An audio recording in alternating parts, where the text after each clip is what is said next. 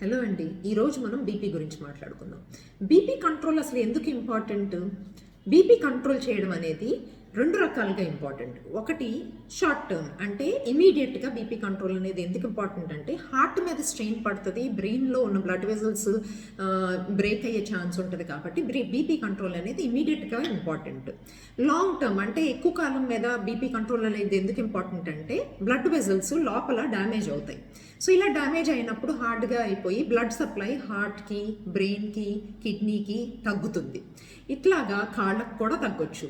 So ఇందుకని BP control important. ఎలా చేయాలి బీపీ కంట్రోల్ అంటే 3 రకాలుగా: డైట్, ఎక్సర్సైజ్, టాబ్లెట్స్. డైట్లో సాల్ట్ తగ్గించుకోవాలి. ఎక్సర్సైజ్లో కార్డియో అనేది బాగా చేయాలంటే హార్ట్కి స్ట్రెయిన్ పడేటట్టు గుండె దడదడలాడి చెమటలు పట్టేలాగా ఎక్సర్సైజ్ చేయాలి. అండ్ ఈ 2 కూడా కంట్రోల్లోకి తీసుకురాలేకపోతే టాబ్లెట్లు స్టార్ట్ చేయాలి డాక్టర్ దగ్గర. Thank you.